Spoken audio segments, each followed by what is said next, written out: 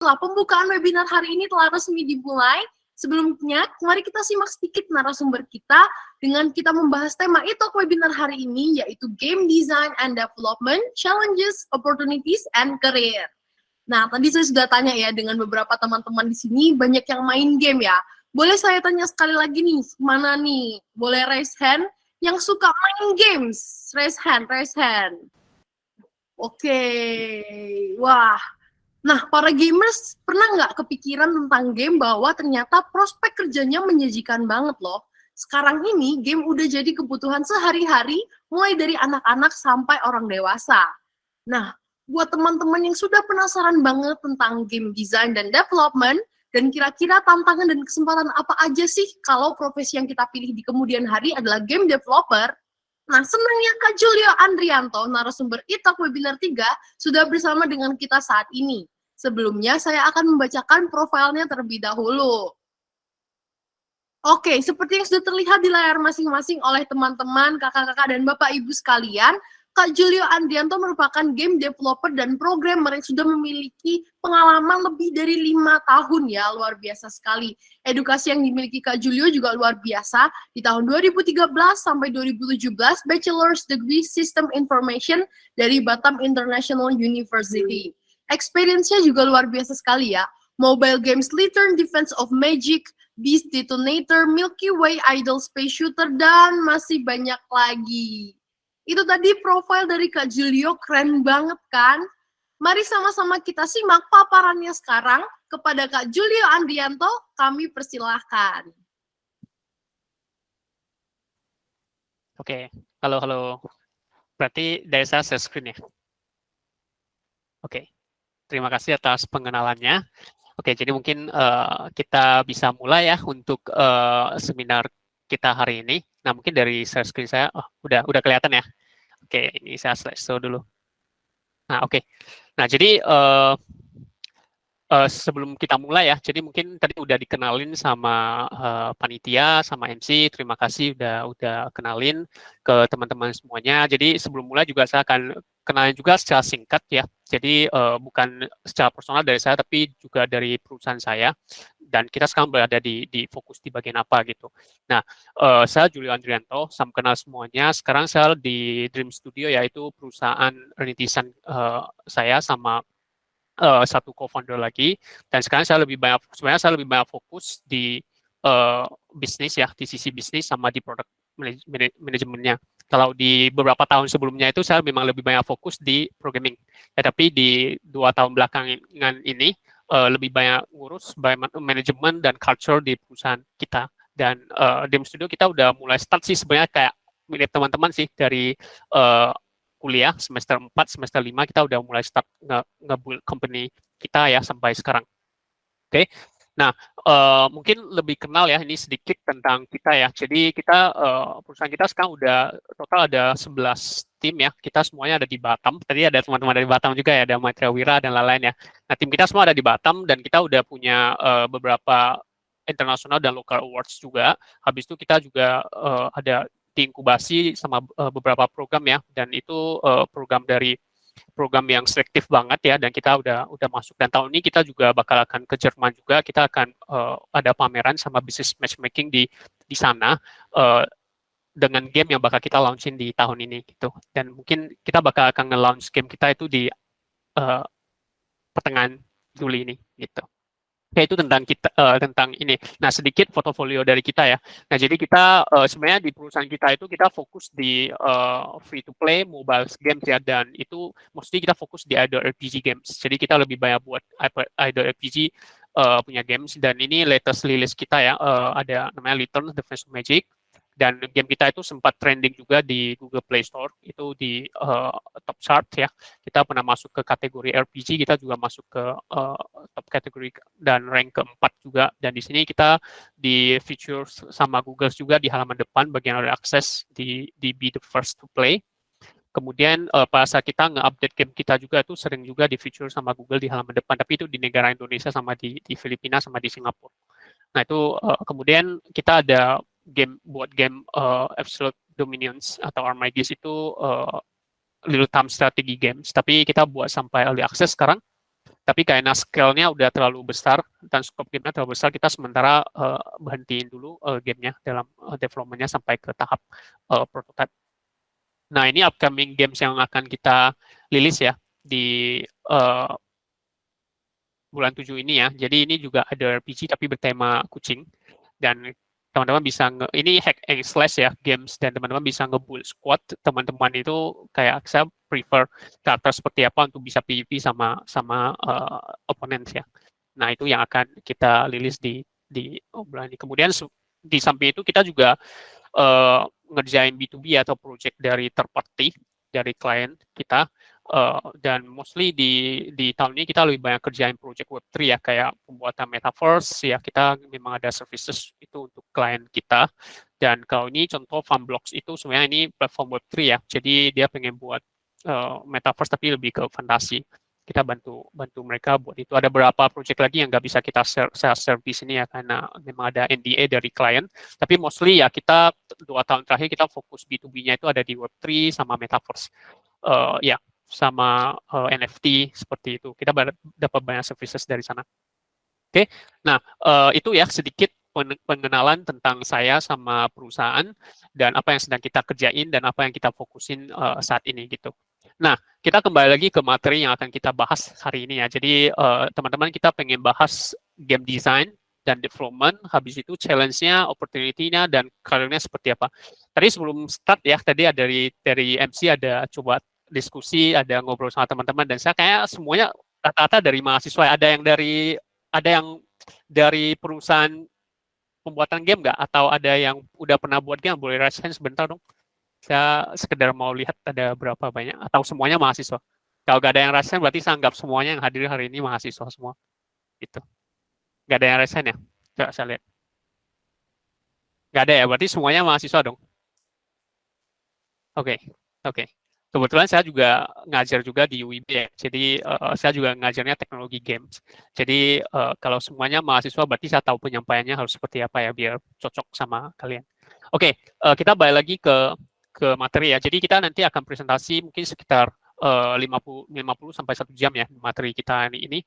Dan nanti kalau memang waktunya saya terpakai lewat, nanti mohon ada reminder dari panitia ya untuk kasih tahu ke saya, biasa agak kelewatan waktunya. Oke, kita ada 5 poin yang hari ini akan bahas sama teman-teman, yaitu yang poin pertama itu adalah introduction. Jadi saya pengen jelasin ke teman-teman di bagian introduction itu adalah pengenalan tentang game design sama development itu sebenarnya apa sih gitu. Sering dengar game design, sering dengar game production, sering dengar game development, sering dengar banyak istilah dari game industry itu seperti apa ya, dan itu akan kita bahas di introduction-nya sih. Jadi teman-teman ada gambarannya dan nggak ada yang salah. Kemudian poin kedua itu kita akan bahas challenge dan opportunities. Jadi sebenarnya di industri kita itu challenge-nya seperti apa dan ada opportunity apa aja sih sebenarnya yang bisa teman-teman ambil. Dan bagusnya teman-teman start dari mana gitu. Itu nanti kita akan bahas. Kemudian skills dan game design proses. Jadi skill apa sih yang teman-teman butuhkan untuk bisa kickstart atau mungkin mulai masuk ke industri ini gitu. Dan kemudian game design proses. Nah, proses game design itu seperti apa sih sebenarnya dari awal, dari pra-produksi sampai nanti ke pasca produksinya. Jadi itu yang akan nanti kita bahas. Kemudian keempat itu adalah jenjang karir ya, jenjang karir sama industri trend. Ya, industri trend itu artinya dari seluruh game industri ini kita sebenarnya ada tren apa aja sih dari mungkin 1 dekade terakhir sampai sekarang ya. Itu tren yang paling banyak itu sebenarnya ada di VR kah? Atau mungkin di play to earn yang akhir-akhir tahun di belakang ini ya, atau mungkin mobile games atau free to play dan lain-lain, kita bahas di sana. Kemudian terakhir kita akan ngebuat sebuah summary ya, jadi supaya teman-teman juga bisa nggak lupa ya dari semua materi yang udah kita bahas. Oke, jadi ya itu 5 materi kita dan kita mulai dulu dari introduction. Nah, di introduction ini sebenarnya saya cuma mau teman-teman ya untuk bisa ngebedain apa itu game design dan apa itu game development. Itu 2 hal yang berbeda. Oke, game design itu lebih ke teman-teman ngerancang mechanics dari games atau lebih paling gampang ya, karena paling gampang itu ada teman-teman ngebuat aturan game tersebut gitu. Jadi kalau teman-teman kayak arsitek ya, arsitek kan lebih ke ngerancang tahap awalnya, ideation-nya juga ya. Kalau yang eksekusi bangunan yang dirancang sama arsitek itu kan tukang ya. Nah, nanti yang ngebuat gamenya itu juga ada tim, jadi bukan game designer-nya yang ngebuat. Jadi pasti ada programmernya, ada game artisnya. Jadi itu bedanya. Oke, kemudian game development itu apa? Game development itu ada prosesnya. Jadi proses setelah didesain sama si game designer, kemudian ada proses pembuatannya atau produksinya. Nah, itu kita sebut sebagai game development. Jadi itu dua hal yang berbeda. Oke. Nah, mungkin untuk kalau lebih detail ya, saya ada saran satu buku ya namanya The Art of Game Design. Kalau teman-teman pelajari lebih detail tentang game design itu apa, itu ada satu buku yang menurut saya ini bagus banget. Jadi di sana itu jelasin sampai ngejelasin ke kita arti dari fun itu apa. Apa sih yang sebenarnya fun gitu. Kayak teman-teman bisa ngerasa ketika teman-teman main sebuah game, teman-teman bisa ngerasa fun. Itu karena apa sih sebenarnya? Nah, itu semuanya dibahas di dalam The Art of Game Design, itu dibahas detail banget. Kalau teman-teman ingin ngedalami ilmu game design atau teman-teman bercita-cita untuk jadi game designer kayak Hideo Kojima atau siapa gitu ya, ya silakan bisa ngedalami lebih banyak game design, karena game design itu ilmunya luas banget ya, dan nggak mungkin bisa kita bahas dalam satu kali pertemuan dan 1 jam ini. Jadi secara overall, teman-teman kalau pengen lebih dalam ya masuk ke The Art of Game Design. Nah, di sini saya cuma kategorikan ke dalam 5 poin ya, to game design, kayak pembuatan konsep. Jadi kalau teman-teman sebelum baik itu mau buat animasi ya di industri animasi atau di industri startup tech juga atau di pembuatan game, itu semuanya ketika kita mau buat produk itu pasti ada pembuatan konsep kan. Nah, di dalam game yang ngebuat konsep itu adalah game designer. Jadi kalau teman-teman sekarang posisinya pengen jadi game designer ya berarti kerjaan teman-teman nanti pada saat di industri itu adalah teman-teman ngebuat konsep di dalam game itu. Oke, saya mau buat game, konsepnya seperti apa sih? Kayak mungkin referensi dari game yang pengen saya buat itu mirip Flappy Bird contoh ya. Nah, itu konsep, atau saya pengen buat konsep seperti itu. Nah, itu yang dirancang itu adalah game designer. Saya game designer nentuin konsepnya, ngerancang konsep tersebut gitu. Kemudian game design juga harus buat apa? Poin kedua itu ada gameplay experience. Nah, sebenarnya game design itu intinya cuma satu. Dia ngerancang experience dari game tersebut untuk bisa dimainin atau dirasain sama si player. Experience apa sih yang pengen kita kasih ke player kita ketika mereka main game? Contoh ya, saya pengen buat sebuah game ketika orang main, mereka bisa mendapatkan experience ketika mereka dihipnotis contoh gitu. Atau saya pengen ngebuat sebuah game ketika mereka main, mereka mendapatkan experience takut dikejar sama hantu contoh kayak gitu. Atau experience saya pengen kasih experience kayak Genshin Impact. Experience yang teman-teman dapatin itu adalah teman-teman bisa nge-explore dunia fantasi yang sangat cantik, ya kan? Nah, itu experience. Jadi si game designer sebenarnya tujuan cuma ada satu target itu ada mereka ngedesain experience itu supaya bisa dirasain sama si player. Semakin unik experience tersebut dan semakin bagus, dan itu akan playernya itu akan enjoy gitu. Kemudian story dan naratif itu walaupun ya nanti di industri ya itu memang ada role khusus ya, atau orang yang khusus untuk menulis story sama naratif ya.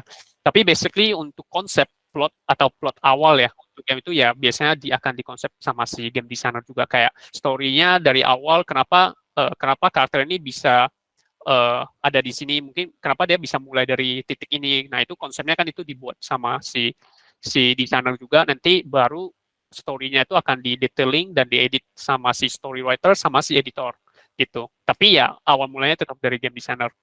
Kemudian prototyping. Nah, ada satu task juga, dan memang ada game designer yang sebenarnya dia bisa programming juga, kayak dia ngebuat prototyping itu juga ada.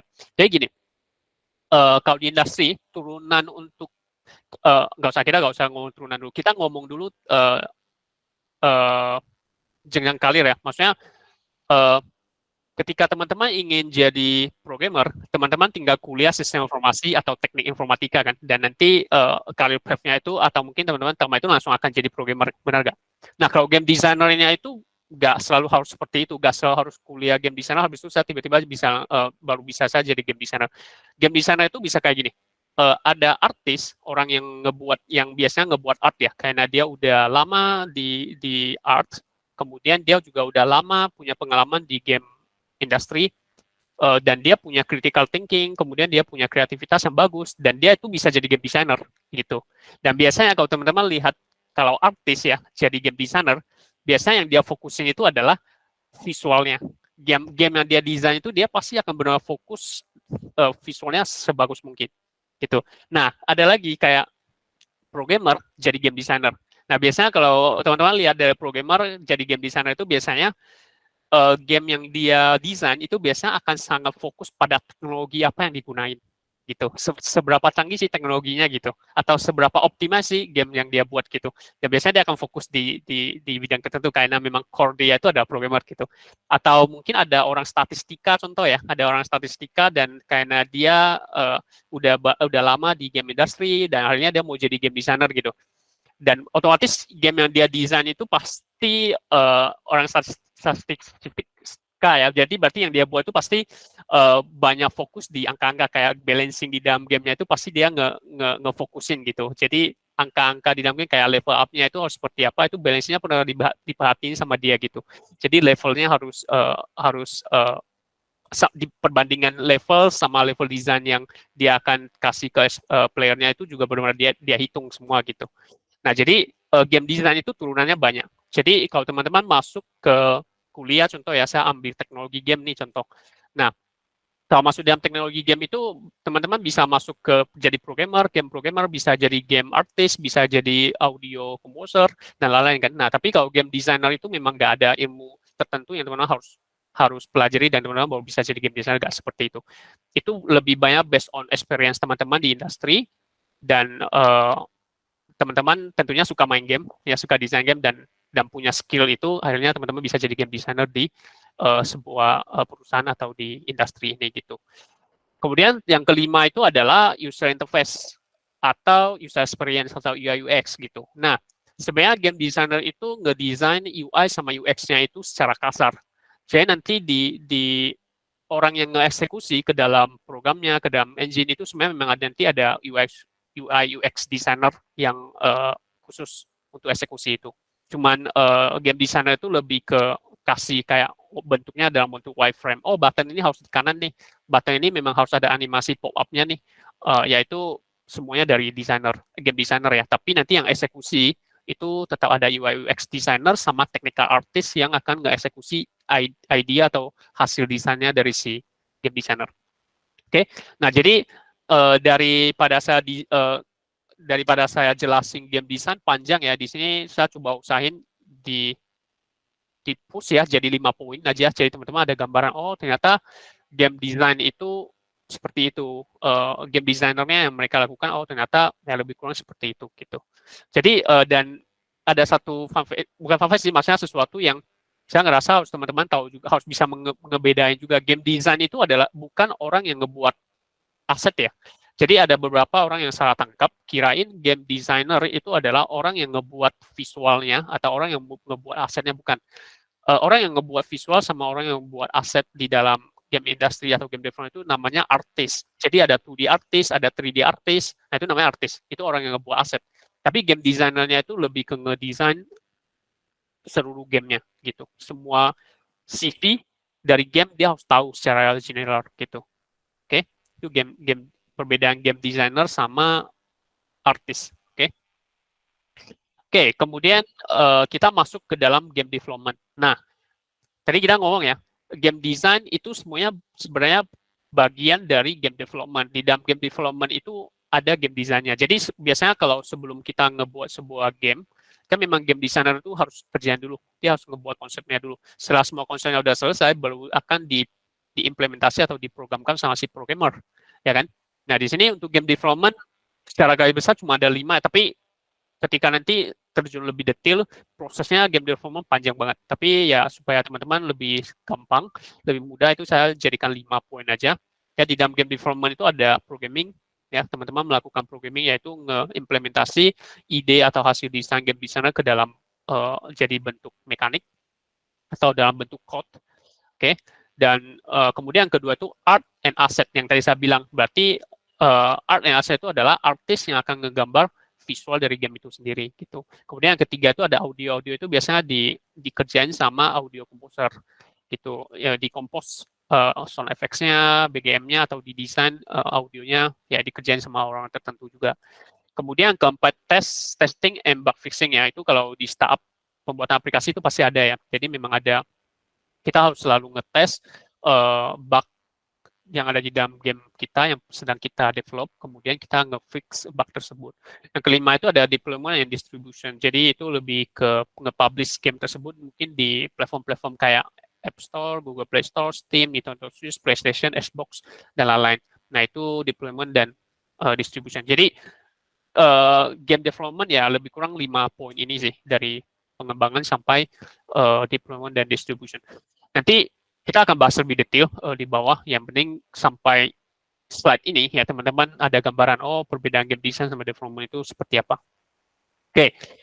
Nah, kita sekarang masuk ke poin 2 nih. Poin 2 itu mungkin saya akan bahas lebih banyak sedikit ya karena saya ngerasa untuk teman-teman itu akan lebih penting gitu. Karena kebetulan teman-teman kan sekarang semuanya mahasiswa ya.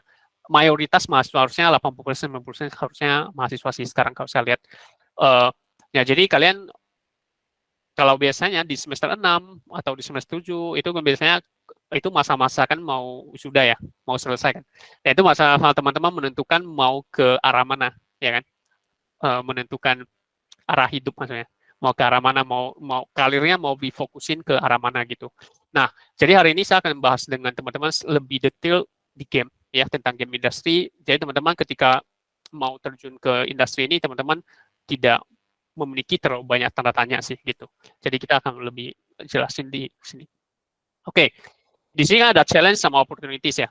Jadi kita akan bahas opportunities-nya dulu. Setelah kita udah bahas opportunities-nya dulu, bahwa akan kita ngobrol challenge-nya di mana sih untuk bisa ambil opportunity tersebut. Jadi kita akan mulai dari opportunity. Oke, kesempatan pertama ya yang bagus ya di dalam game industry itu adalah big and growing market.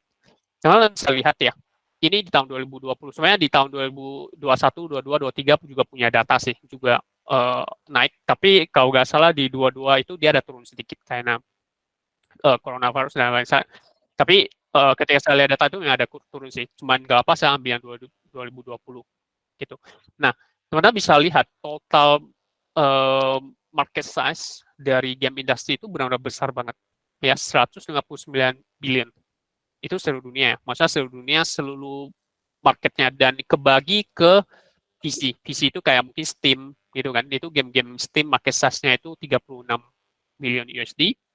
Mobile yang paling banyak ya. Mobile itu 77. Karena memang mobile akses perangkatnya lebih gampang. Oke.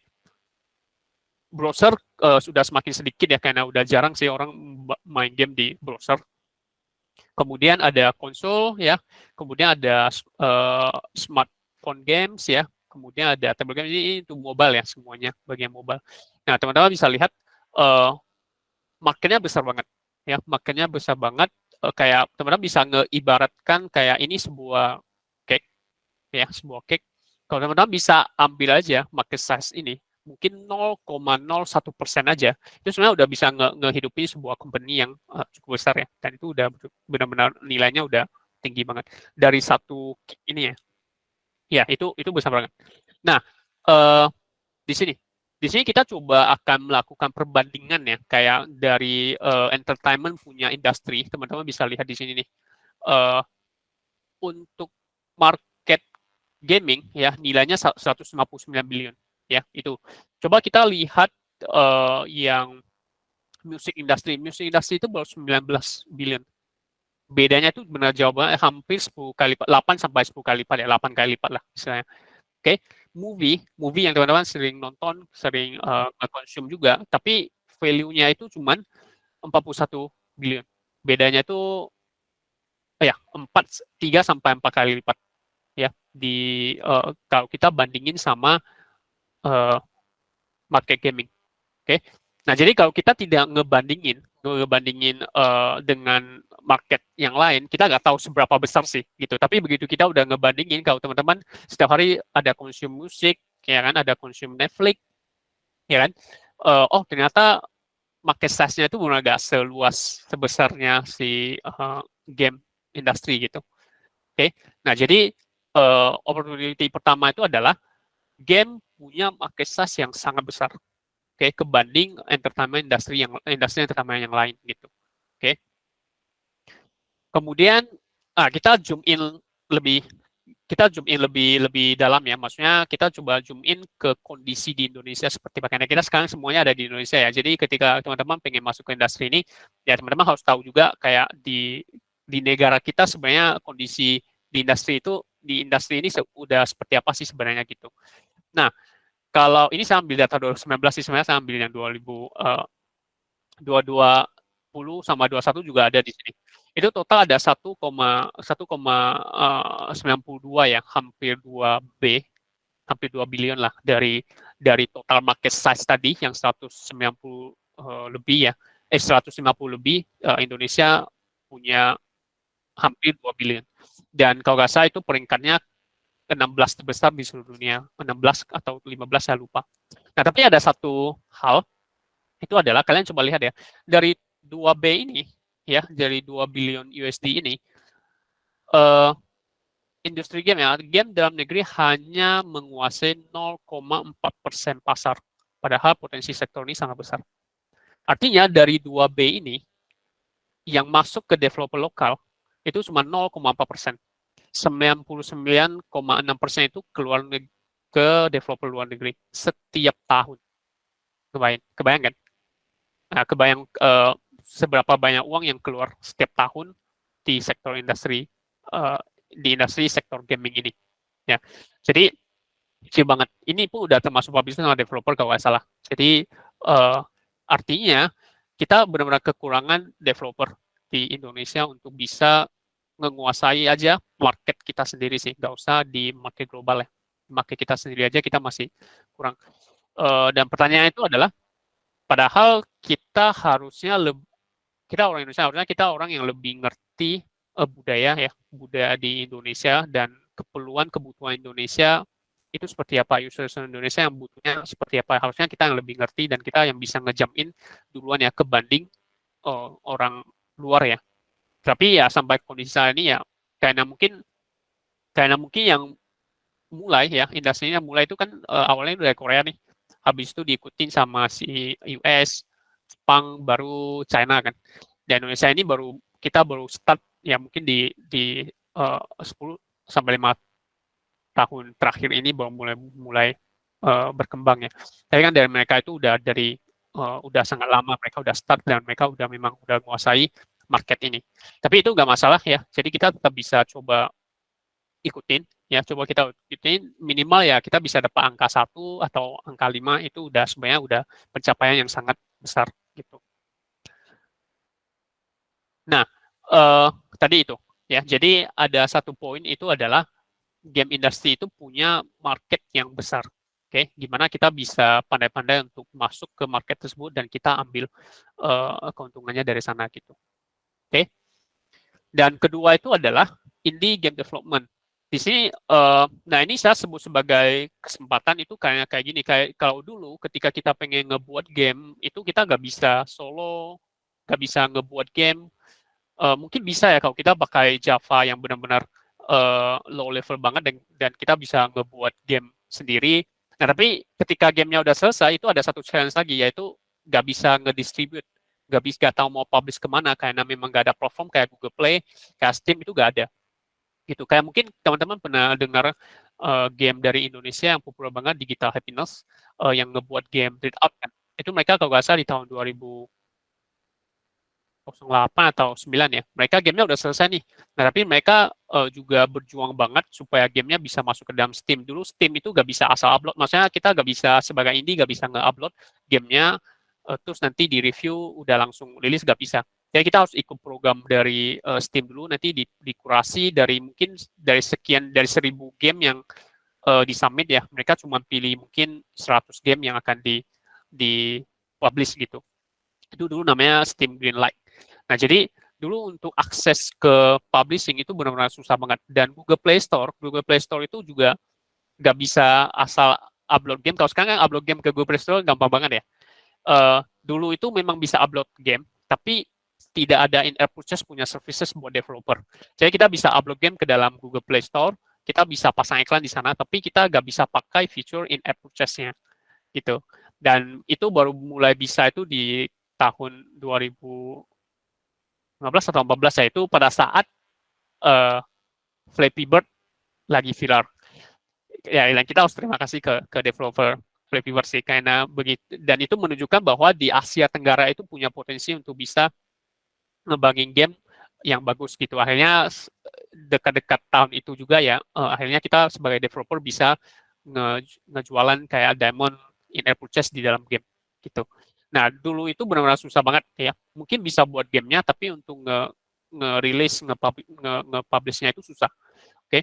Nah, tapi sekarang kayaknya indie game development itu mungkin udah menunjukin ke dunia ya bahwa game yang dibuat sama indie itu tidak kalah dengan game yang dibuat sama perusahaan besar gitu, kayak Hades, ya teman-teman pernah main, kayak itu juga di develop sama perusahaan indie kan. Stardew Valley juga teman-teman juga itu juga dibuatin sama indie juga kan. Nah, jadi sekarang ya teman-teman udah bisa buat game sendiri, publish sendiri, dan mungkin cuma 3 orang aja udah bisa ngebuat game, nge-publish game. Dan saya ngerasa itu sebuah opportunity, itu sebuah kesempatan yang bagus ya.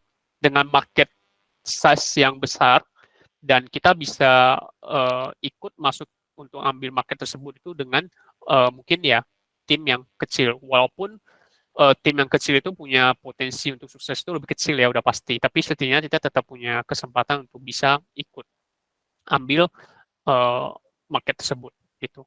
Nah, jadi sebenarnya teman-teman kalau yang pengen ngebuat game itu sebenarnya bisa start dari tim kecil juga, atau mungkin dari sekarang sih pun udah bisa mulai buat game. Di sini ada yang udah pernah buat game belum? Buat game kayak gamenya gak harus rilis sih, kayak mungkin game prototype atau apa, itu pernah gak nge-develop game sendiri gitu?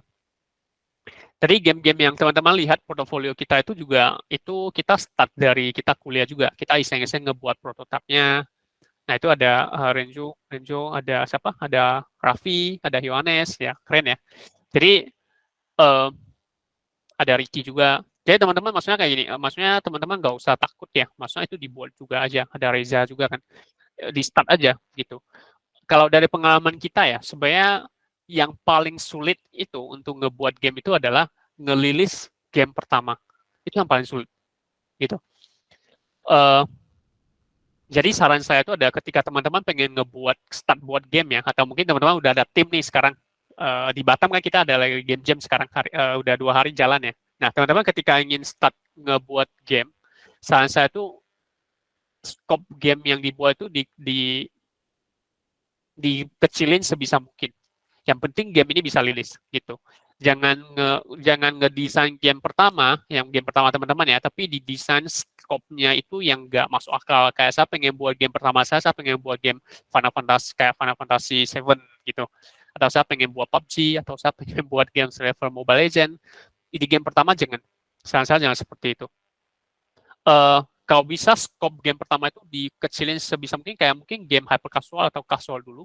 Nah, dari sana ketika dibuat dan dirilis itu kan lebih mudah ya. Nah, ketika proses dari praproduksi sampai post production itu teman-teman udah lewatin di game pertama, nanti game kedua itu bakal akan semakin bagus. Gitu. Begitu game kedua gagal, iterasi lagi ke game ketiga, keempat, kelima, keenam gitu.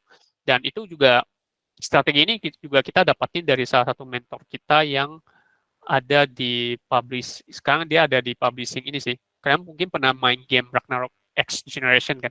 Nah, dia kerja di sana sih, dan memang sarannya ke kita itu adalah semakin banyak iterasi produk yang dilempar ke market itu akan chance untuk suksesnya akan semakin ada. Jadi jangan fokus di satu game, saya benar-benar buat di satu game ini benar harus sukses. Padahal itu game pertama gitu kan. Semakin banyak iterasi itu akan semakin bagus gitu.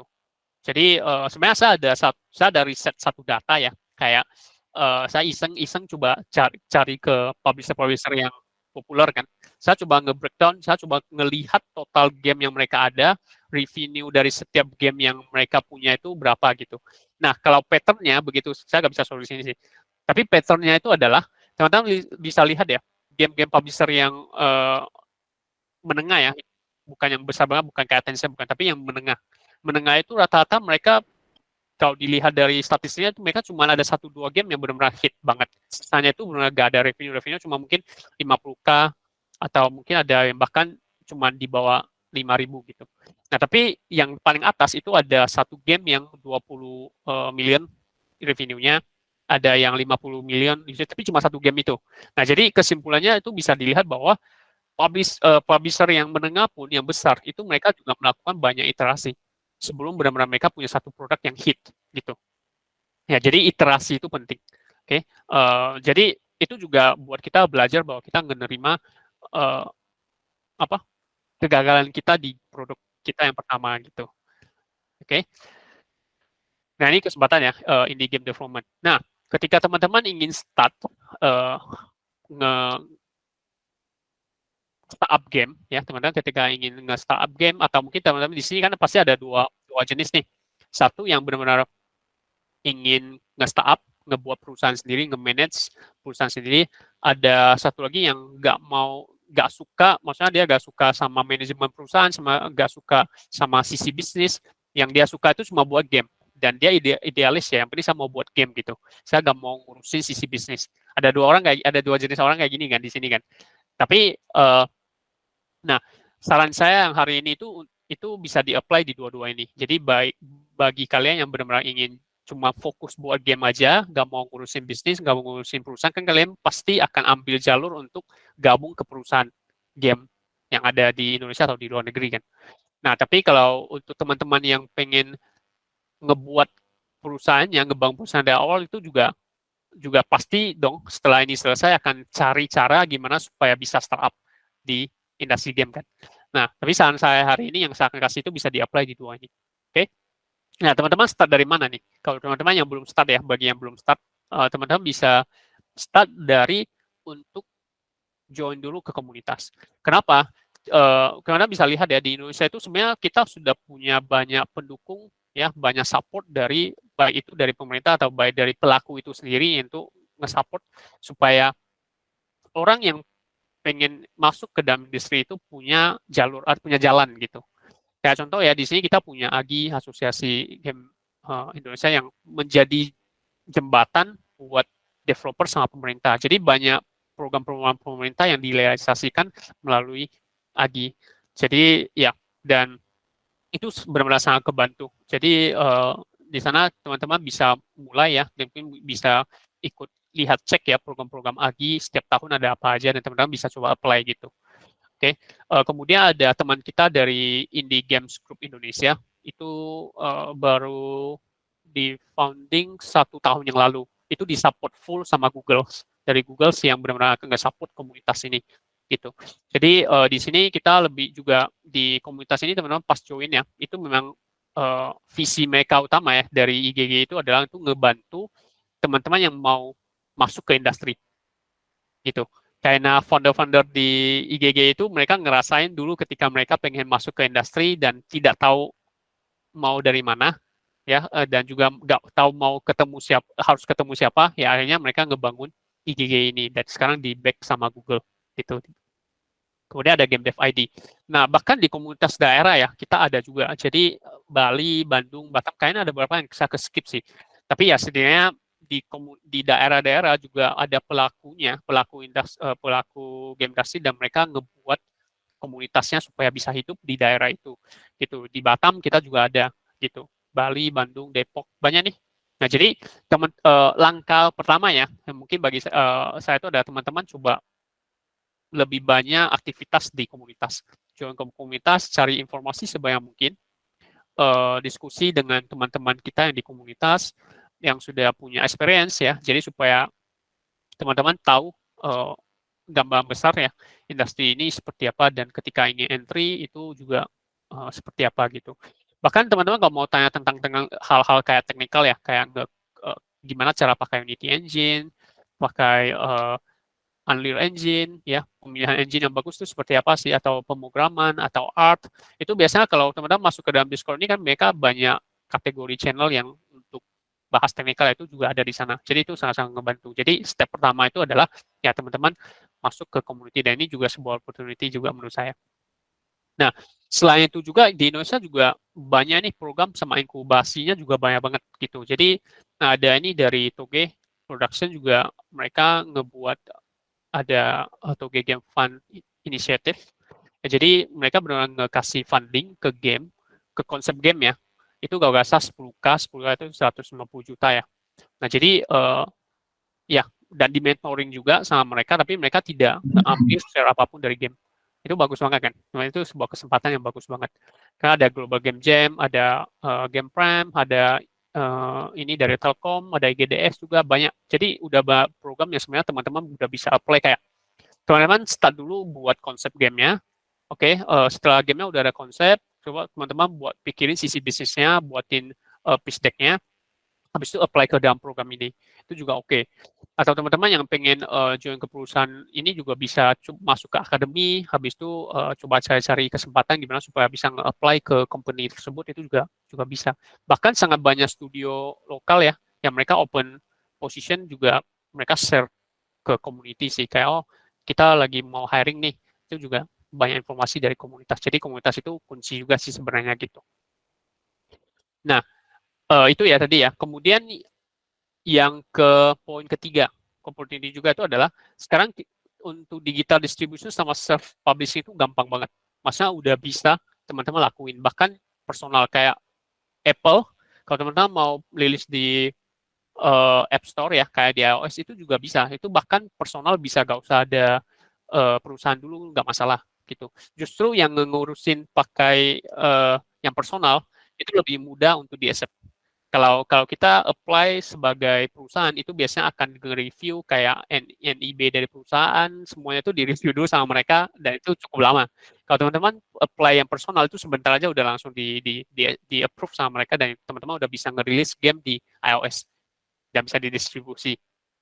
Epic Game Store, Steam, dan itu semuanya udah benar-benar sekarang udah gampang banget lah istilahnya. Teman-teman bisa coba buat dan publish sendiri, dan itu juga sebuah opportunity menurut saya gitu. Nah, jadi itu kira-kira opportunity yang menurut saya itu kesempatan yang bagus ya di industri ini ya.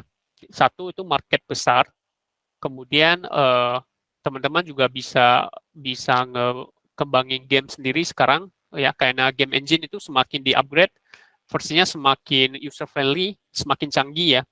Bahkan yang dari company kita yang lagi kita coba tebak ya, itu adalah bahkan AI, begitu udah AI diterapin ke dalam game engine, itu pengembangan game itu bakal akan jauh lebih cepat mungkin ya, mungkin nggak terrealisasi di 5 tahun ini ya, mungkin 10 tahun ke depan.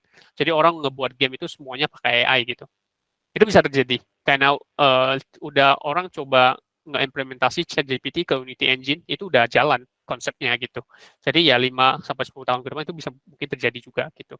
Nah, kemudian untuk nge-self publishing juga udah bisa. Jadi 3 poin ini itu adalah kesempatan yang menurut saya bagus banget ya. Pasar global, selain pasar global, market size juga udah besar. Bisa ngebuat game juga sekarang udah gampang, 3 orang udah bisa. Ya 3 orang udah bisa, 1 orang sebenarnya bisa, cuman lebih disaranin 3 orang, ada game programmer, artis sama programmer. Habis itu sekarang bisa self publishing atas nama personal lagi, nggak usah perusahaan. Kalau dulu kan susah gitu. Ya, ini ya. Itu kira-kira opportunity yang saya pengen share ke teman-teman hari ini. Nah, sekarang kita lihat nih. Sekarang kita coba lihat challenge-nya di mana. Oke, challenge-nya di mana, kita coba lihat. Jadi sebenarnya tujuan saya presentasinya ini, saya nggak mau teman-teman pikir kayak, oh karena game ini marketnya besar, berarti saya pasti akan sukses dong. Karena saya bahkan cuma butuh ambil 0,01% dari market aja, saya udah bisa kaya gitu kan. Nah, saya nggak mau ngekasih teman janji, maksudnya, atau ngekasih teman-teman semua yang manis-manisnya bahwa oh bisa. Tapi ketika teman-teman terjun nggak sesuai dengan yang saya ngomong itu, teman-teman akan kecewa gitu.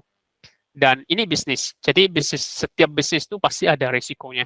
Dan itu benar-benar tergantung ke kita bagaimana kita bisa ngecari demand di dalam market dan kita bisa nge-provide itu ke mereka. Mau market seberapa besar pun, kalau kita nggak melakukan hal ini dan kita tidak bisa melakukan hal ini, kayak kita nggak bisa market research, kita nggak bisa baca market, dan kita tidak bisa bersaing di produk quality, itu bakal gagal. Baik itu mau di game, di startup punya produk, mau dimanapun itu semua sama, bahkan bisnis konvensional gitu. Oke, jadi hari ini itu ada market besar, belum tentu teman-teman punya chance sukses yang lebih tinggi, gak seperti itu. Oke, nah coba kita lihat challenge-nya di mana sekarang. Yang pertama itu adalah market saturation. Oke, mungkin teman-teman kalau tanpa saya jelasin di sini, teman-teman harusnya udah tahu sih, kayak sekarang lihat game di Steam itu udah seberapa banyak sih. Itu setiap hari ada game-game baru. Apalagi Google Play Store, iOS, setiap hari itu pasti ada sangat banyak game yang ke upload ya, game baru bahkan ke upload di dalam Google Play Store. Nah itu yang ngebuat saingan kita semakin ketat. Kenapa? Karena player menjadi lebih banyak pilihan.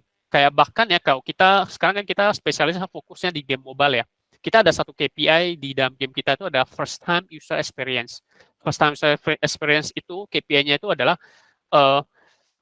bahkan ada user yang kita harus jaga user di 5 detik sampai 10 detik pertama. Gitu. Kenapa? Karena mereka banyak pilihan ya. Jadi kalau 5 detik sampai 10 detik pertama ketika mereka ngebuka game kita dan mereka gak engage, cara kita mereka bakal uninstall. Mereka pilih ke game yang lain karena terlalu banyak pilihan. Karena bisnis free to play ya, mereka install gak perlu uang, gak perlu bayar kan. Gitu.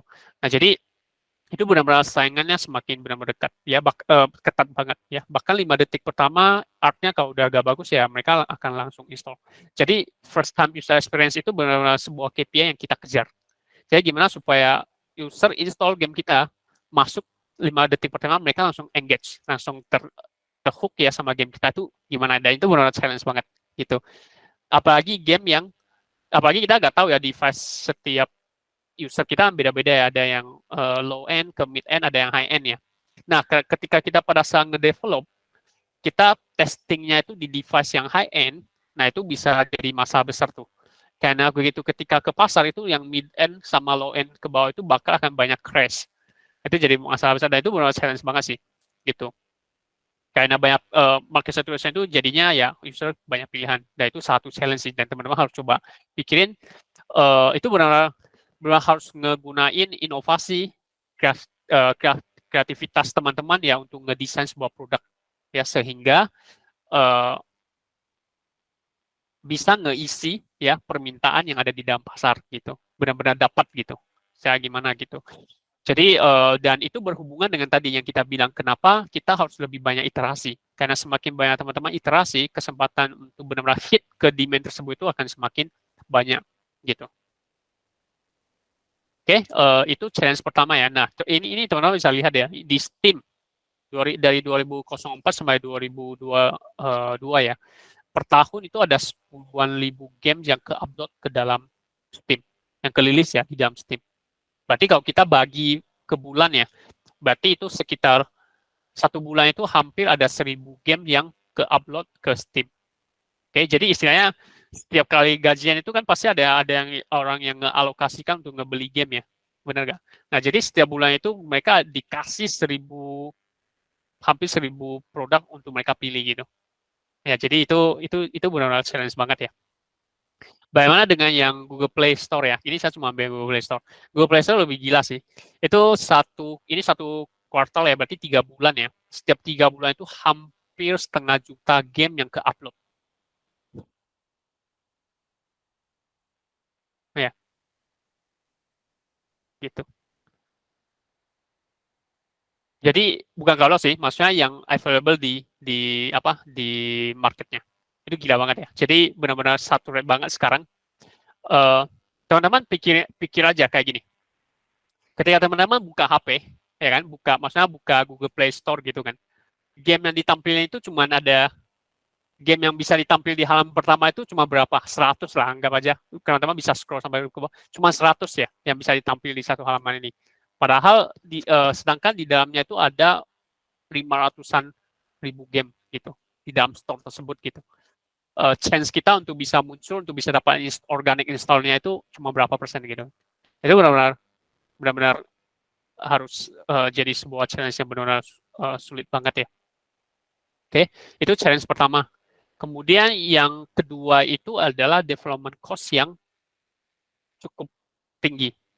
Kenapa? Karena permintaan dari market kan, permintaan dari usernya itu mereka pasti dong mau pengen game yang mereka udah main, mereka pengen lagi produk yang lebih better ya. Produk yang lebih bagus lagi dari yang sebelumnya. Kayak teman-teman sekarang main Genshin Impact, teman-teman suka sama game Genshin Impact. Nah, untuk bisa menggantikan game Genshin Impact ini, teman-teman pasti expect sesuatu yang lebih dari Genshin Impact kan, supaya bisa nge-disrupt market mereka gitu.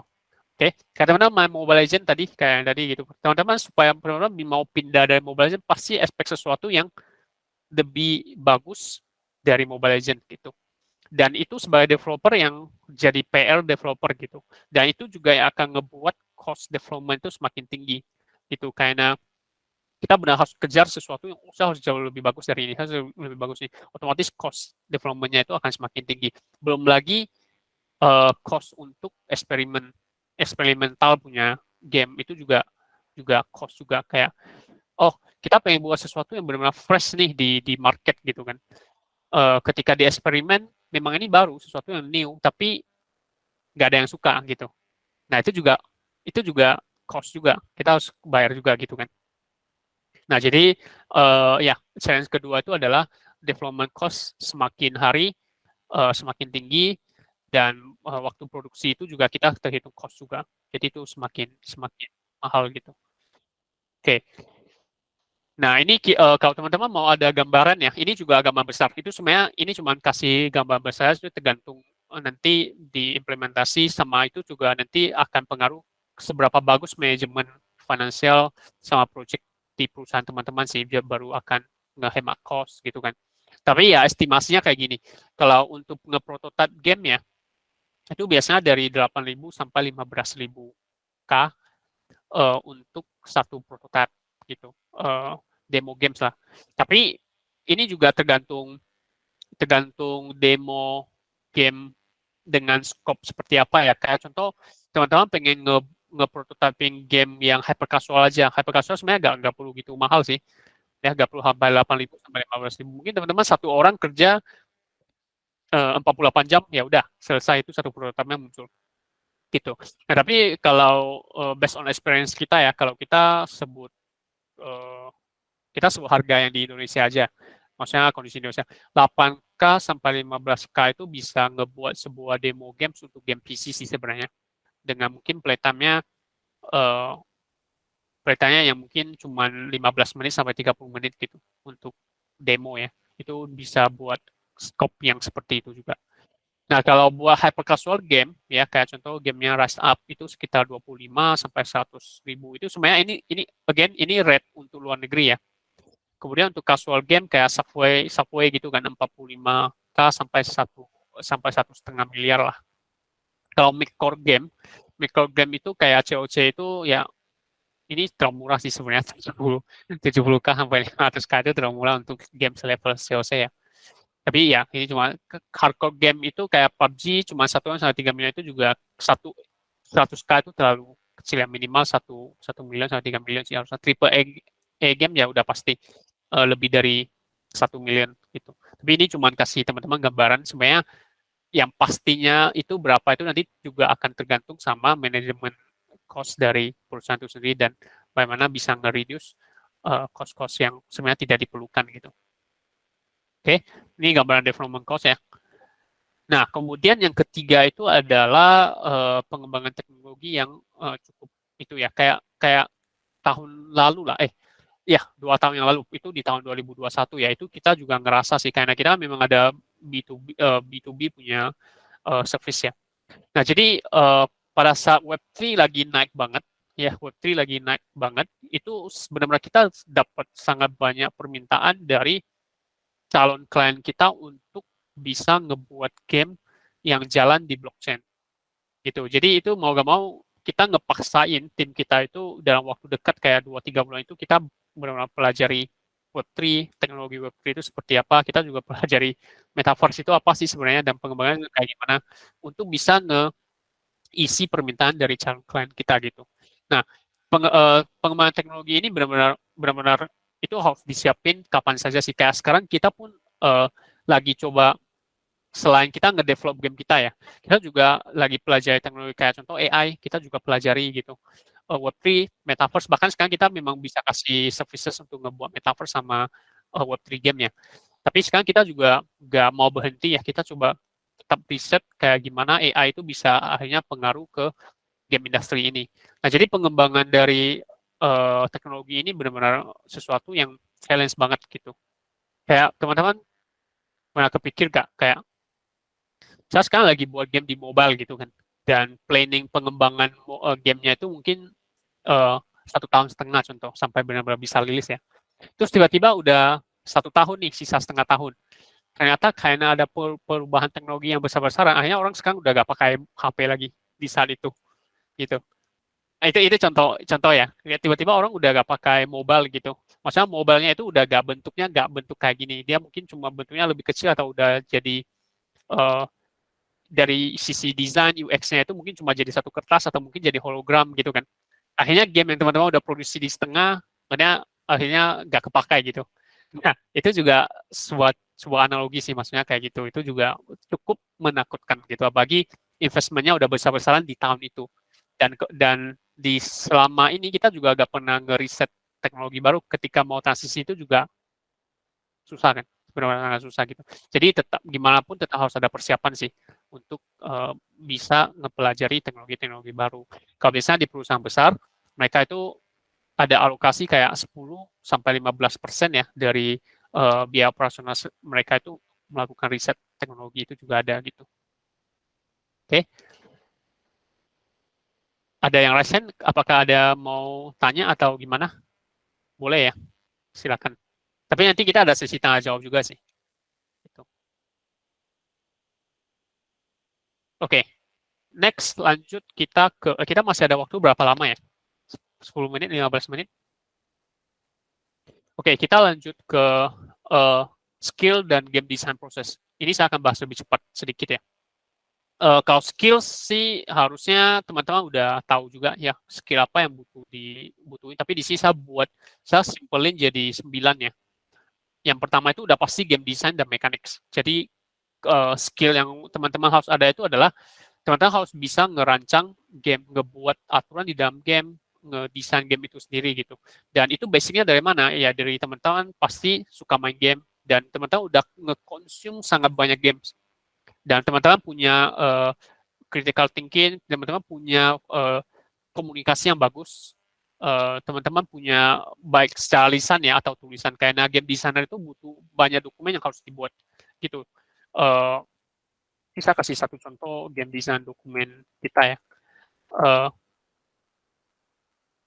Nah ini kita level design aja. Ini ini cuma level design untuk balancing ya. Ini belum untuk mechanics-nya ya. Ini cuma untuk level design. Nah ini RPG games ya. Nah tapi ini contoh game ini untuk ngehitung combat power. Game design itu makanya game design itu ilmu yang benar-benar general banget ya. Jadi kita gak bisa kayak saya suka main game dan saya bisa jadi game designer gitu. Jadi itu benar banyak banget ya. Nah ini hanya untuk ngedesain skill punya the max, dia punya rumus.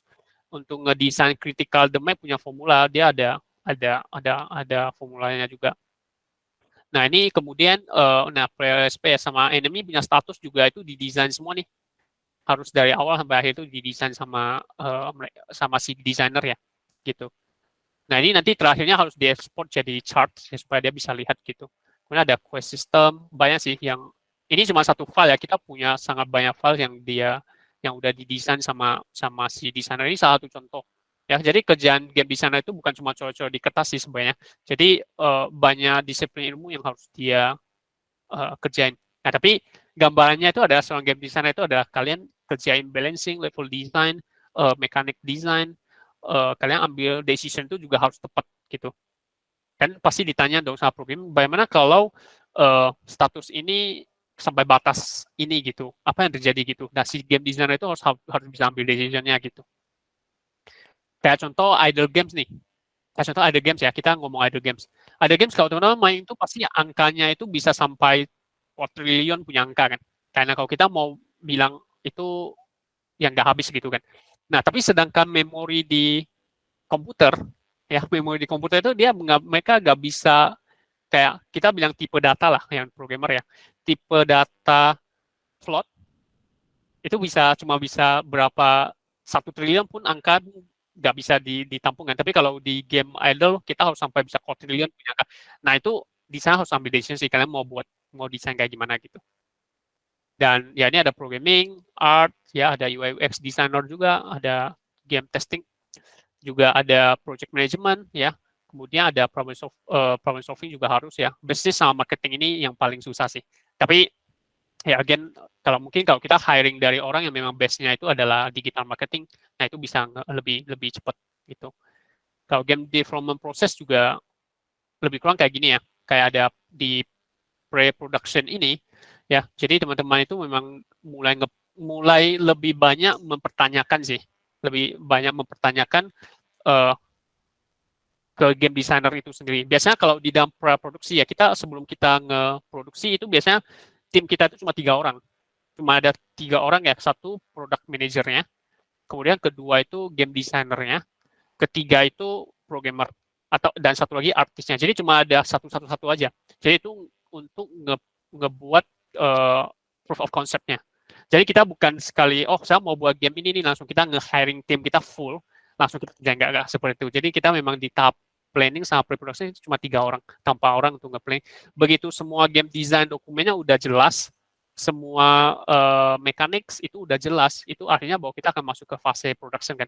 Di saat itu bahwa kita nge-hiring orang-orang yang dibutuhin. Kayak gameplay programmernya, networking programmernya, AI programmernya, back-end programmernya, itu bahwa kita hiring 2D artist, 3D artist, animator, UI UX designernya, audio komposernya, bahwa kita nge-hiring di sana gitu.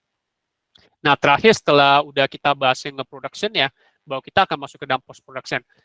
Dan di hari ini yang mau saya kasih tahu ke teman-teman itu adalah post-production itu nggak stop, cuman kita rilis game aja. Nggak.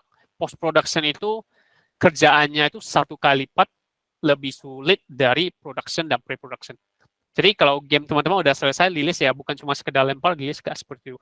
Post-production punya kerjaan itu jauh lebih sulit dari production. That's why kenapa saya kasih tahu ke teman-teman untuk game pertama itu dibuat sesimpel mungkin dan dirilis.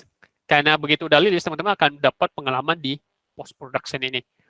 Bagaimana game saya dimainin sama orang, saya terima feedback, habis itu saya harus maintain analytics, datanya saya harus pelajari kenapa ini nggak untung, kenapa ini rugi, kenapa orang nggak mau beli, kenapa orang nggak mau nonton iklan saya, itu semuanya. Jadi itu post-production kerjanya jauh lebih banyak gitu.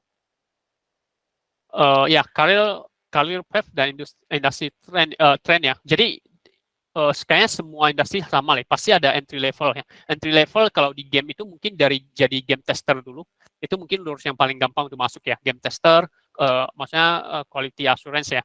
Nah itu bisa masuk dari sana, atau mungkin dari kalau teman-teman mau masuk ke specialized ya, kayak mungkin jadi junior programmer, mungkin dari intern kan, jadi junior programmer, junior artist ya, junior game designer mungkin, oke, atau junior UI UX designer, ya itu spesialis ya punya. Kalau udah mid level itu biasanya kita ada lead programmer, ada lead artist, atau ada senior gameplay programmer, senior networking programmer, senior back-end programmer, senior AI programmer, atau senior artist, senior modeler, senior animator, atau mungkin senior UI UX ya, senior game designer, lead designer.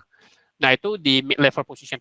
Jadi itu kayak lead lah semuanya. Jadi di lead biasanya kalau turunannya di bawahnya itu pasti ada juniornya kan gitu. Bahkan di gameplay aja itu ada lead gameplay programmer, turunannya itu adalah junior gameplay programmer gitu. Nah, kalau ke level management dan leadership itu udah executive level ya, C-level, atau mungkin selevel product manager juga yang dia banyak ambil decision dari sisi bisnis dan sisi produk juga gitu.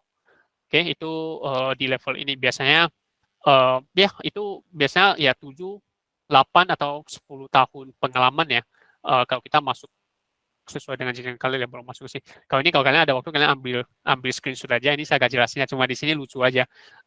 Kalian bisa lihat apa kalian suka money? Yes. Kalau kalian suka uang ya. Kemudian kalian suka buat produktif punya kerjaan nggak? Iya ya. kalau iya kalian suka nge-code nggak? Ya kalau iya kalian akan jadi programmer gitu. Kalau kalian suka nge-code ya, tapi maksudnya kalian suka buat hal produktif ya, dan kalian nggak suka nge-code ya, kalian nggak bisa jadi programmer gitu.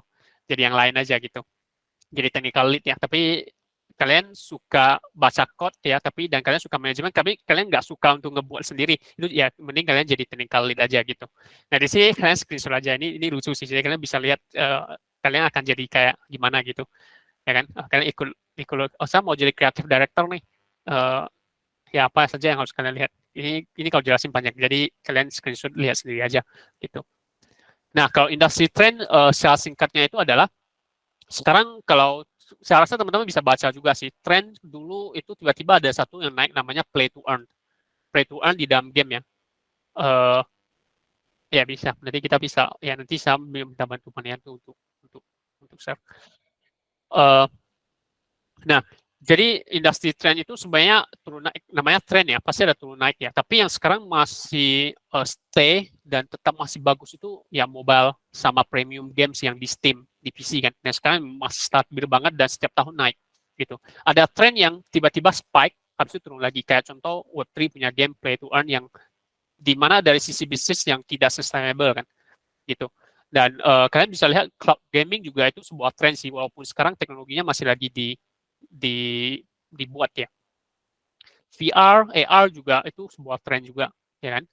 Dan ya free to play atau live services games ya, kayak kalian main game-game yang sering kalian top up sampai udah bertahun-tahun retentionnya, kayak mobile aja mungkin udah yang main 2 tahun, 3 tahun ke atas ya, masih tetap kalian nge-spend, yaitu karena memang mereka ngeposisiin itu sebagai live service games gitu.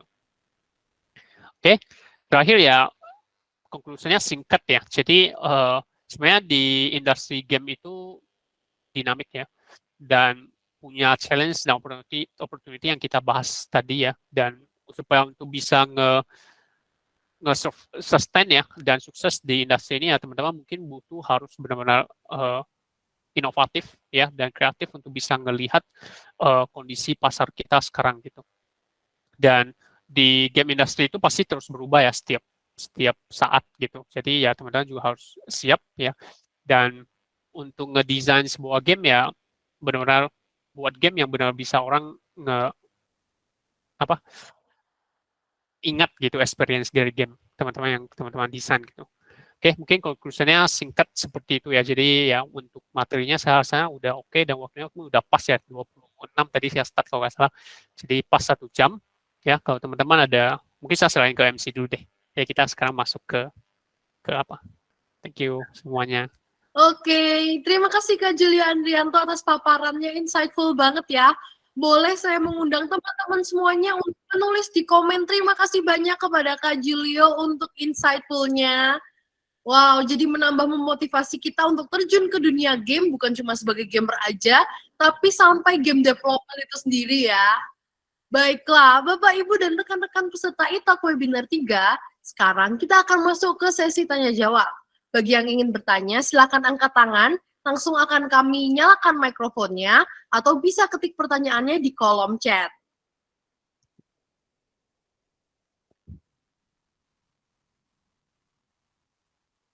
Oke. Jadi buat teman-teman yang punya pertanyaan, boleh untuk raise hand-nya ya. Baik. Oke, saya melihat sudah ada beberapa teman-teman di sini yang raise hand ya. Kepada Kak Dava Ahmad, boleh menyalakan kameranya dan juga mikrofonnya bila bisa langsung bertanya ya, Kak.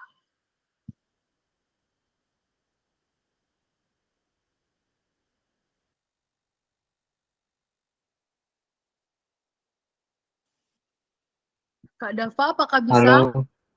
Halo. Ya. Halo, tes. Ya, Kak. Halo. Ya, terdengar dengan ya. baik, Kak. Untuk membuat sebuah game, minimal bahasa pemrograman apa saja yang harus dikuasai, dan apa harus menguasai database seperti MySQL. Oke. Berarti saya langsung jawab ya untuk pertanyaan dari Dava ya.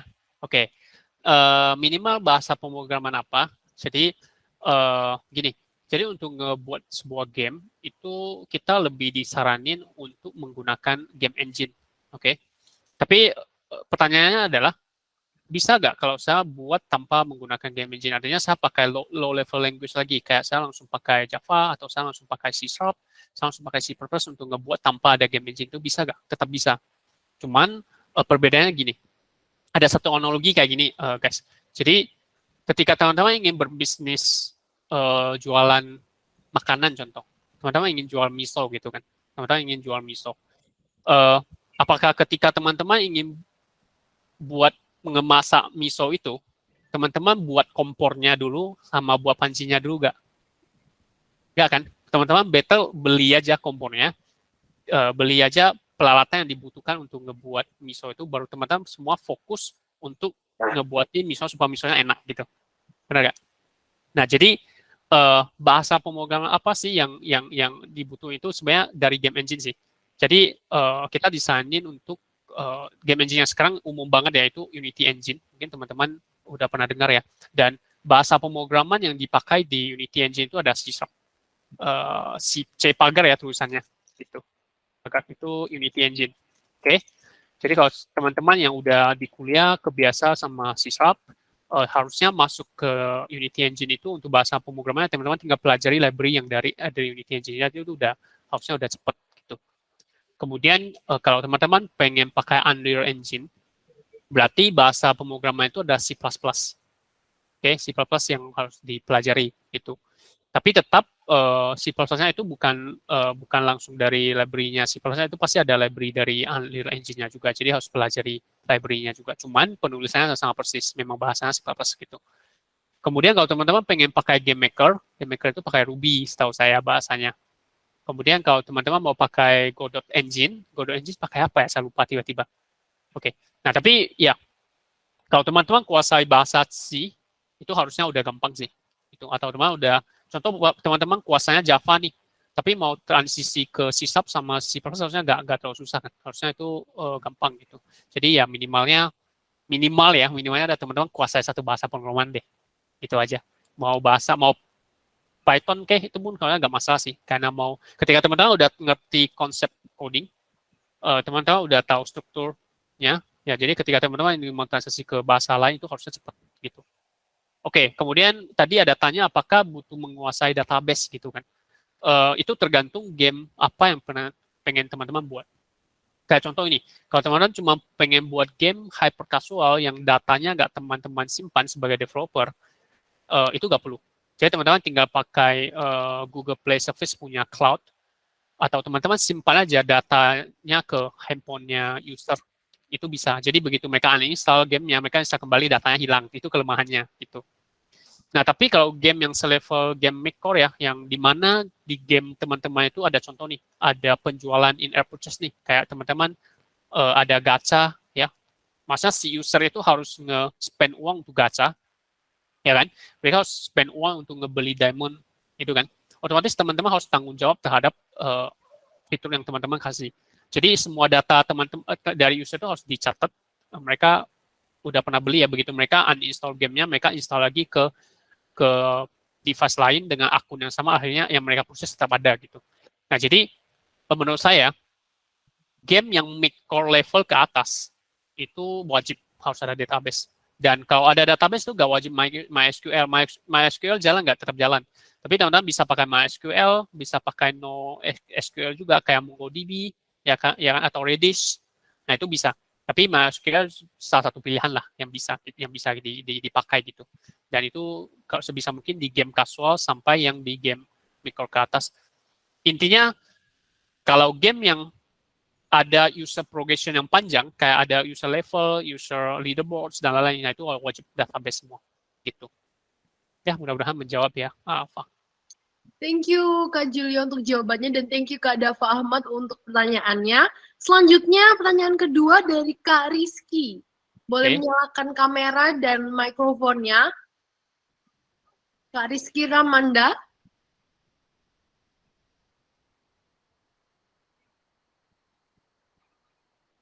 Oke, bisa menyalakan mikrofonnya, Kak?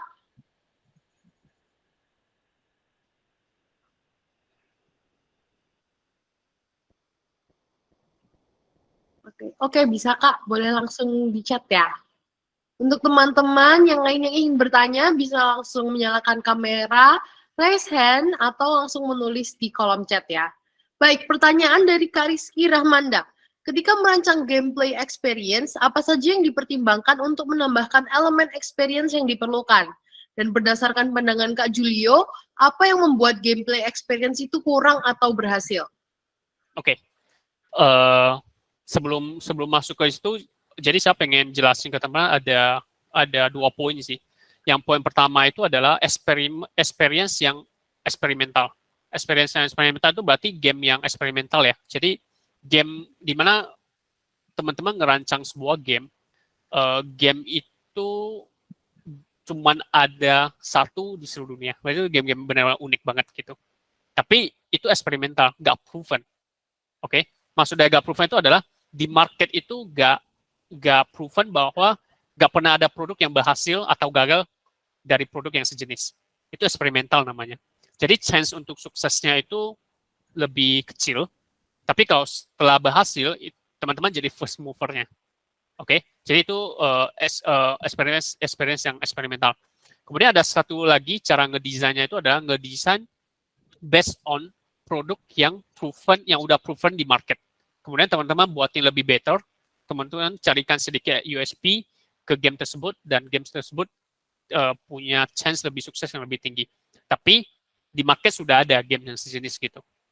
Oke, ada 2 jenis ya, dan biasanya game-game yang harus buat experience yang unik itu biasanya di game-game PC, game-game yang di Steam. Jadi pada saat teman-teman develop juga, bahasa teman-teman ngedesain game itu juga teman pasti ngerahasia mungkin sebisa mungkin ide tersebut gitu kan. Karena begitu orang yang tahu, mereka ngedevelop ya gamenya ini udah experience-nya udah gak unik gitu. Gak jadi only one lah gitu istilahnya gitu. Nah, tapi ada satu lagi itu game yang sebisa mungkin idenya tuh dikasih tahu ke orang aja gitu, karena udah proven kan di market itu gak masalah juga, justru kita dapat feedback gitu. Nah, jadi pertanyaan dari Rizky itu adalah apa yang membuat gameplay experience itu kurang atau berhasil gitu. Nah, experience itu kurang itu sebenarnya tergantung dari si usernya sih. Jadi kayak contoh nih, user yang nggak suka atau user yang punya fobia di kedalaman laut contoh gitu, ya kan? Otomatis ketika dia main game dan teman-teman ngedesain game itu di undersea gitu, otomatis itu experience bagi dia itu gak enak gitu, dan dia gak akan enjoy gitu. Nah jadi desain gameplay experience yang bagus itu adalah ngedesain gameplay experience yang sesuai dengan target audience. Nah jadi pada saat market research itu ada satu hal yang paling susah, itu adalah teman-teman nge-define target audience teman-teman itu siapa gitu. Jadi baru ketika teman-teman udah tahu target audience teman-teman itu udah siapa, bahwa teman-teman nge-design gameplay experience itu sesuai dengan sifat target audience ini, demografiknya itu. Kayak contoh game kita yang tadi RPG Cat tadi itu ya, kita udah tahu target audience kita itu adalah orang yang suka kucing oyen, ya udah pasti. Kemudian orang yang suka kucing ini yang suka main game RPG. Nah, itu audiens kita. Jadi begitu kita udah tahu audiens kita akan ngedesain experience gamenya itu ke dia. Jadi yang bagus itu adalah memang yang experience yang sesuai dengan target audiens yang udah kita define gitu. Nah, jadi kalau teman-teman bilang saya desain game experience yang horror itu jelek, gak jelek, itu tergantung audiensnya dapat gak gitu. Kayaknya seperti itu sih, mudah-mudahan ngejawab Rizky. Oke, thank you Kak Julio untuk jawabannya dan pertanyaannya dari Kak Rizky. Terima kasih banyak. Apakah sudah menjawab Kak Rizky? Oke.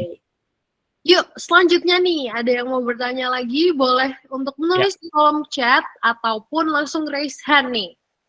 Yuk, mari kita bertanya-tanya guys. Atau seputar tentang game industri boleh juga sih, maksudnya di luar dari tema kita juga, maksudnya yang selagi di ruang lingkup game ya, game development itu bisa teman-teman tanyain, nggak apa-apa juga.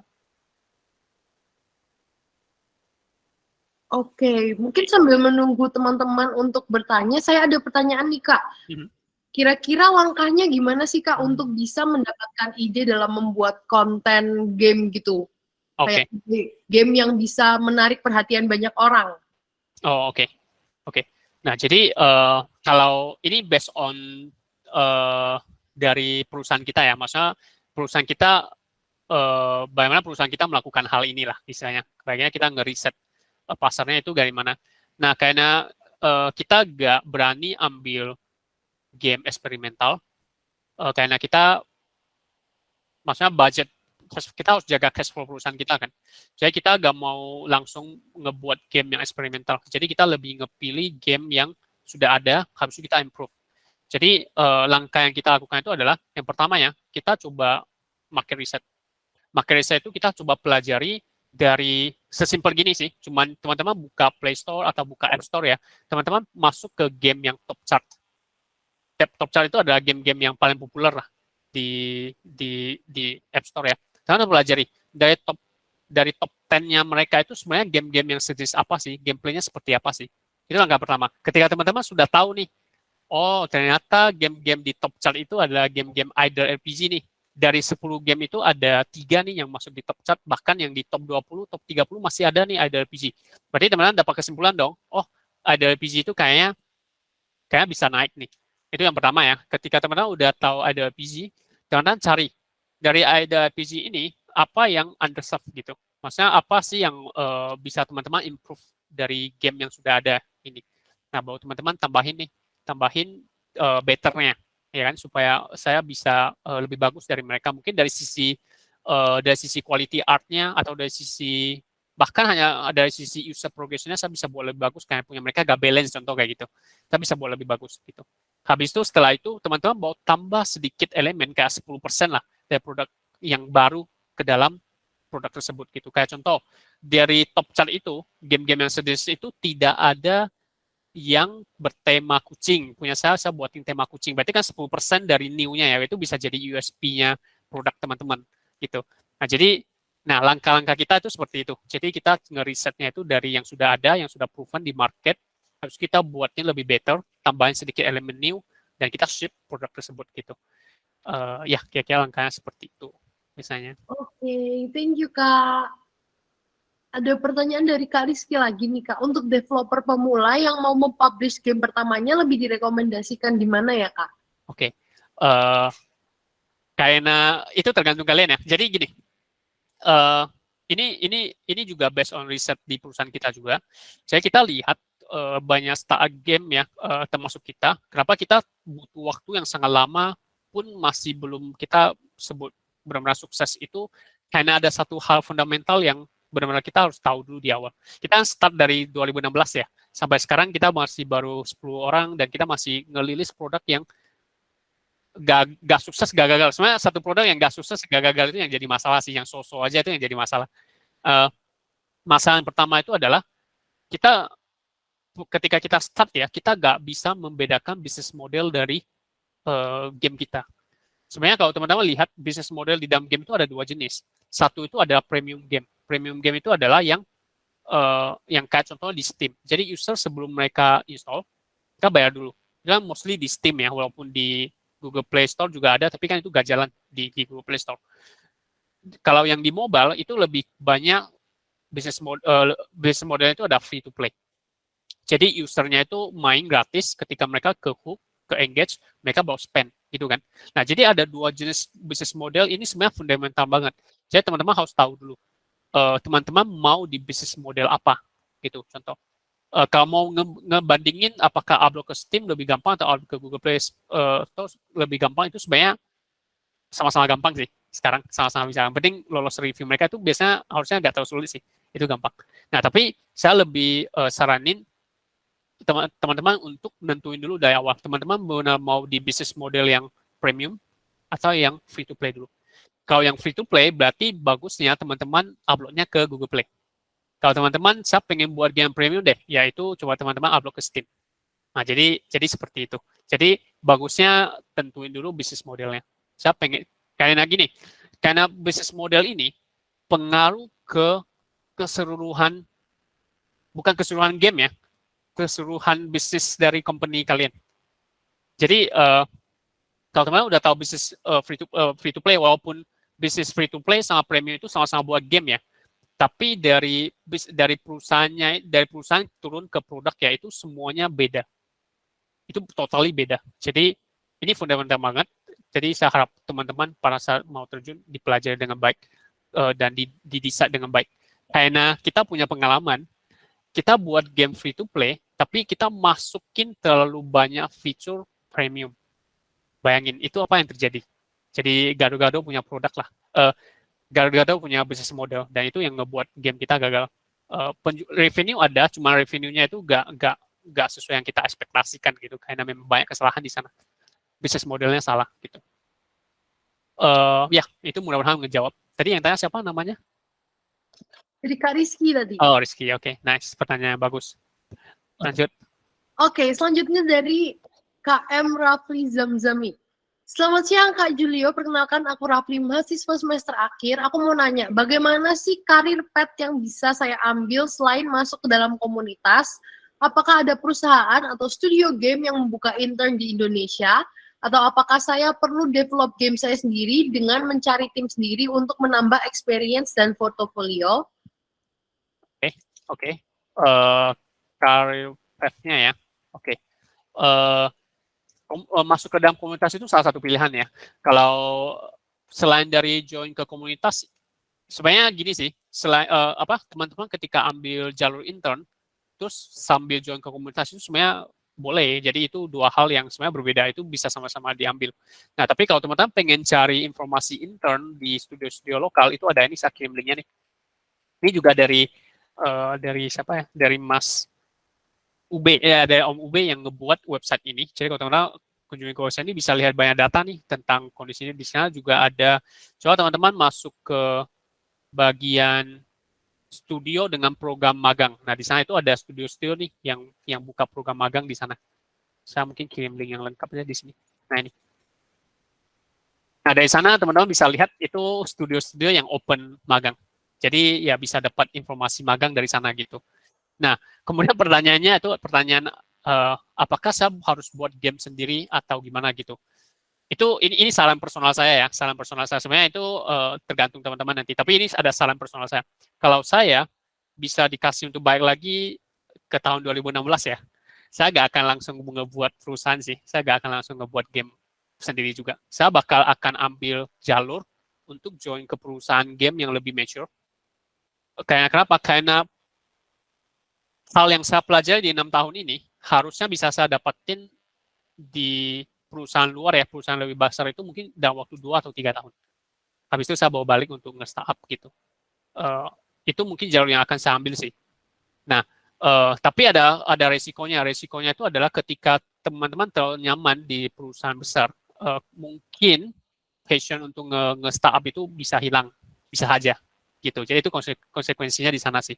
Ya, jadi semuanya berbalik ke teman-teman gitu. Kalau teman-teman pengen startup ya bisa buat game, coba-coba buat game sendiri sih gitu dari awal gitu. Tapi kalau mau join ke perusahaan juga bisa buat game sendiri juga sih. Itu semuanya latihan lah, untuk latihan gitu. Dan itu semua pilihan gitu. Ya, semoga menjawab.